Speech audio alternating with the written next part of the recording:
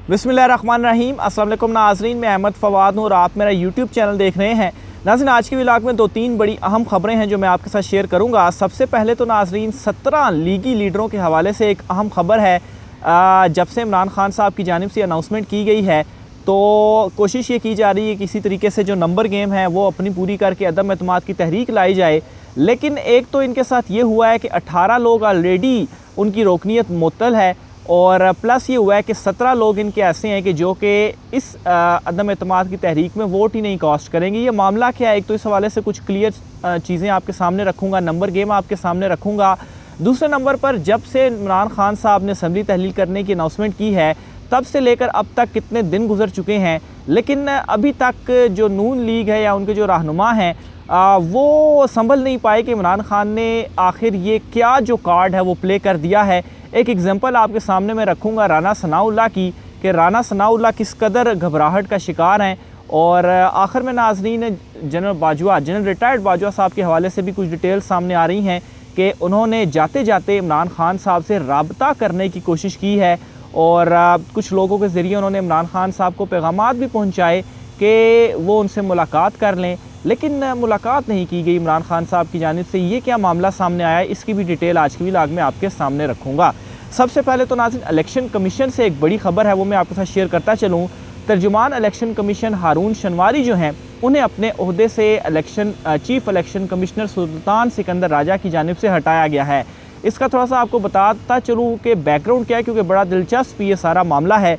इमरान खान साहब ने जब ये बयान दिया था कि वो असम्बलियाँ तहलील कर देंगे तो इस और या उनके जो अरकान हैं वो मुस्ताफ़ी हो जाएंगे, तो इस पर जब कुछ क्वेश्चंस किए गए तर्जुमान इलेक्शन कमीशन से कि इस सूरत हाल में क्या होगा, तो इस पर उन्होंने जवाब अपना दिया और ये बताया कि अगर इमरान खान साहब असम्बलियाँ तहलील करते हैं या उनके अरकान मुस्ताफ़ी होते हैं तो इस सूरत में इलेक्शन कमीशन 60 दिन के अंदर जो ज़िमनी इंतखाबात हैं वो करवा देगा और कानूनी तौर पर वो इस चीज़ के पाबंद हैं।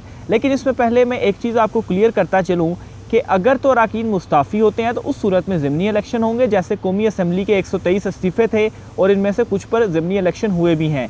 लेकिन अगर पंजाब और KP असम्बलियाँ तहलील होती हैं तो फिर वहाँ पर ज़िमनी इलेक्शंस नहीं होंगे, वहाँ पर फिर आम इंतखाबात जो हैं वो करवाए जाएंगे, क्योंकि पूरी की पूरी जो असम्बली है वो तहलील हुई है। तो एक तो ये थोड़ा सा तज़ाद था उनके बयान के अंदर। बहरहाल इस बयान के ऊपर चीफ इलेक्शन कमिश्नर की जानिब से उन्हें अपने ओहदे से जो है वो हटाया गया और ये कहा गया कि उन्होंने आला हुकाम से पूछे बगैर ये जो बयान है या उनका जो मौक़िफ़ है उन्होंने ये दिया। हालांकि जो उनका 60 दिन के अंदर इलेक्शन करवाने का जो उनका मौक़िफ़ था वो कानून के मुताबिक यही होता है कि ज़िमनी इलेक्शन जो है वो 60 दिन के अंदर फिर आप करवाते हैं, कोई सीट जो है वो खाली होती है। लेकिन उसके बावजूद उन्हें अपने ओहदे से जो है वो हटाया गया। तो इलेक्शन कमीशन जो है वो एक मरतबा फिर से मुतनाज़े, वैसे तो जब से इमरान खान साहब अदम एतमाद की तहरीक के बाद से ही इलेक्शन कमीशन काफ़ी मुतनाज़े बना हुआ है, लेकिन अब मज़ीद आए दिन जो है वो इस तरह की जो चीज़ें हैं, डेवलपमेंट्स हैं वो इलेक्शन कमीशन से सामने आ रही हैं। क्योंकि इस बयान के ऊपर काफ़ी जो है वो शोर शराबा भी हुआ था और ये बयान हुकूमत को सूट इसलिए भी नहीं करता क्योंकि अगर 60 दिन के अंदर इलेक्शन हो जाते हैं तो हुकूमत तो भाग रही है इलेक्शन से, तो उनको भी सूट नहीं करता था। तो बहरहाल ये बयान उनकी जानिब से सामने आया जिस पर उन्हें अपने ओहदे से हटा दिया गया है। दूसरे नंबर पर नाज़रीन 18 MPs जो हैं उनको उनकी जो रुकनीत है वो मुअत्तल की गई है, जो स्पीकर पंजाब असम्बली हैं। तो एक तरफ तो ये अपनी नंबर गेम पूरे करने के चक्कर में है, 180 नंबर्स हैं इनके पास, हालांकि इनको 186 चाहिए अगर इन्होंने अदम एतमाद की तहरीक को कामयाब बनाना है। और ये जो 18 लोगों की MPs की रुकनीत मुअत्तल है ये भी 15 इजलासों तक मुअत्तल है और इस मामले को ये अब हाई कोर्ट में इन्होंने चैलेंज किया हुआ है कि इनकी जो रुकनीत है ये इस तरह से ना की जाए और उन्हें पार्टिसिपेट करने दिया जाए। कल अता तारड़ जो है वो हाई कोर्ट गए हैं और ये मामला उन्होंने वहाँ पर चैलेंज किया है। बहरहाल अगर बिलफर्ज हम मान भी लेते हैं या अगर इनके हक़ में भी डिसीजन आ जाता है लेट से और ये 18 जो अरकान हैं ये वापस असम्बली में आ भी जाते हैं, तो उस सूरत में भी नाज़रीन ये दावा भी अब सामने आ रहा है कि 17 लीगी अरकान जो हैं वो ऐसे हैं कि जो इस वक्त रेडी हैं कि वो किसी तरीके से पाकिस्तान तहरीक इंसाफ उन्हें अगर टिकट देती है या किसी तरीके से अपने साथ जो है वो मिला ले, क्योंकि वो नून लीग का साथ अब नहीं देना चाहते। ख़ास तौर पर जो कुछ उनके साथ पिछले कुछ अरसे के दौरान हुआ और अब जो सूरत हाल है वो जिस तेज़ी के साथ बदल रही है, तो ये सारी जो टेंशन है वो इस वक्त नून लीग के अंदर मौजूद है और वो बिल्कुल भी समझ नहीं पा रहे कि वो किस तरह से चीज़ों को काउंटर करे। अदम एतमाद का वोट, गवर्नर आज किसी सूरत में भी पंजाब असम्बली को वो नहीं बचा पाएंगे और इमरान खान साहब अगर इसको तहलील करने के अहकामात दें, जो कि जुमे या हफ्ते तक वो क्लियर कर देंगे कि असम्बली कब तहलील करनी है, तो देन ये जो असम्बली है वो तहलील हो जाएगी, क्योंकि इस वक्त अक्सरियत इमरान खान साहब के पास है। 180 पाकिस्तान तहरीक इंसाफ प्लस 10 परवेज़ लाई के, तो 190 उनके पास नंबर गेम है। और तमाम लोग जो हैं अभी तक की डिटेल के मुताबिक, यहाँ तक कि नून लीग ने राब्ते करने की कोशिश की है, लेकिन कोई भी वो पाकिस्तान तहरीक इंसाफ का बंदा इस वक्त तोड़ नहीं पाए। इसके अलावा राना सनाउल्लाह जो है, उनके हवाले से खबर मैं आपसे शेयर करता चलूँ। राना सनाउल्लाह जब से इमरान खान साहब ने अनाउंसमेंट की है तब से कुछ बयानात जो हैं वो बड़े अजीबो गरीब, कभी वो क्या कहते हैं और कभी वो क्या कहते हैं, अपने ही बयान को वो ख़ुद काउंटर करते हैं। उनकी 2-3 स्टेटमेंट्स हैं वो मैं आपके सामने रखता हूँ। पहले वो ये कहते थे कि अगर तो इमरान खान साहब असम्बलियाँ तहलील कर देते हैं तो फेडरल असम्बली भी तहलील कर देंगे और उसके बाद इलेक्शन में चले जाएंगे, ठीक है। लेकिन जब इमरान खान साहब ने अनाउंस किया तो तब वो कहते हैं कि इमरान खान साहब ने अनाउंस क्यों किया, हम उन्हें असम्बली तहलील करने नहीं देंगे। अच्छा, अब वो ये कहते हैं कि अगर फिर उसके बाद ये भी डिटेल सामने आई थी कि सेशन चूँकि असम्बली का चल रहा है तो उसमें अदम एतमाद टेबल नहीं हो सकती, और तमाम कानूनी माहिरीन जो है उनकी इसके ऊपर यही राय है।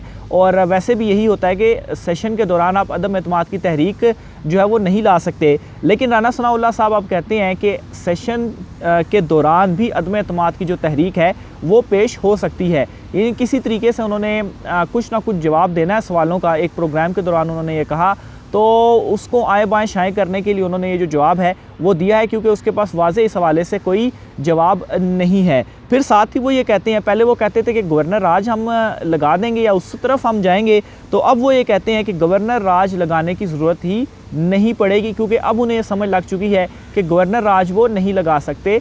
18वीं तरमीम के बाद ये चेंजिंग्स हुई थी, तो अब जो है वो ये होगा कि करारदाद जो है वो सूबाई असम्बली से पास होगी या पेश होगी, और फिर उसके बाद सदर जो हैं वो देखने के बाद जो गवर्नर आज उसकी मंजूरी देंगे। तो इनका तो बीच में से कट्टा गोल हो गया है। तो पहले ये कुछ कहते थे और अब ये जो है वो कुछ कह रहे हैं। अच्छा, फिर इसके अलावा ये कहते हैं कि अगर असम्बली टूटती है तो इलेक्शन होंगे और हम हुकूमत बना लेंगे। अच्छा, ये राना सनाउल्लाह साहब कहते हैं कि अगर असम्बली टूट भी जाती है, यानी कि अब ये मान भी रहे हैं कि इमरान खान साहब असम्बली तोड़ सकते हैं, तो उस सूरत में ये कहते हैं कि हम दोबारा पंजाब असम्बली से पंजाब में इलेक्शन जीत कर तो हम वापस अपनी हुकूमत बना लेंगे। तो असल में मामला ये है कि ये चाहते ही नहीं है इलेक्शन में जाना।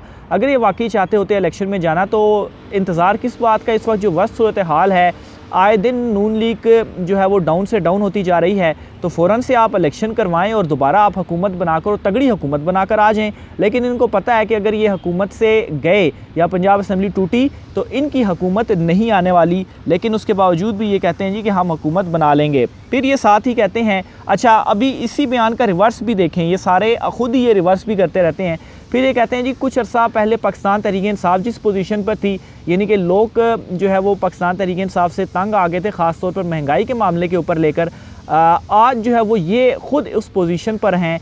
और यानी कि जो पाकिस्तान तहरीक इंसाफ की कुछ अर्सा पहले 7-8 माह पहले सूरत हाल थी, उससे भी ज़्यादा वर्स्ट बल्कि इस वक्त मुस्लिम लीग नून की हालत हो चुकी है। और इनका ये कहना है कि असल में हमारी अपनी कारकर्दगी की वजह से ही हम इस स्टेज के ऊपर पहुँचे हैं। यानी कि ख़ुद इकरार भी कर रहे हैं कि अवाम हमें अब वोट नहीं देगी, हम हुकूमत नहीं बनाएंगे, लेकिन उसके बावजूद फिर ये भी कहते हैं कि हम हुकूमत बना लेंगे, और फिर ये इलेक्शंस में भी नहीं जा रहे। तो ये इस वक्त जो सारी सूरत हाल है वो हुकूमती हलकों के अंदर बनी हुई है कि वो समझ नहीं पा रहे कि किस तरीके से चीज़ों को अब उन्होंने काउंटर करना है। आखिर में नाज़रीन, जनरल बाजवा साहब के हवाले से भी कुछ तफसीलात में आपके साथ शेयर करूँ तो ये दावा नाज़रीन किया जा रहा है कि जनरल रिटायर्ड कमर जावेद बाजवा साहब जो हैं, जब वो रिटायर होने वाले थे तो रिटायरमेंट से पहले उन्होंने कोशिश की कि किसी तरीके से इमरान खान साहब से उनकी मुलाकात हो जाए और कुछ पैगामात भी उनकी जानिब से पहुंचाए गए। और ये बताया जा रहा है कि एक पैगाम उन्होंने सदर आरिफ अलवी जो है उनके ज़रिए पहुंचाया कि वो इमरान खान साहब से मुलाकात करना चाहते हैं, और एक जो पैगाम है वो किसी रिटायर्ड जर्नल के ज़रिए और गालबन इजाज़ुल हक जो हैं उनके ज़रिए भी पैगाम पहुंचाने की कोशिश की गई कि इमरान खान साहब उनसे मुलाकात करें, लेकिन ये जो मुलाकात है वो नहीं हो सकी। तो ये नाज़रीन आज की अहम तरीन डिटेल्स थी। मज़ीद तफ़सीलात भी आपके साथ मैं शेयर करता रहूँगा। आज के व्लॉग से मुझे इजाज़त दीजिए। अल्लाह हाफ़िज़।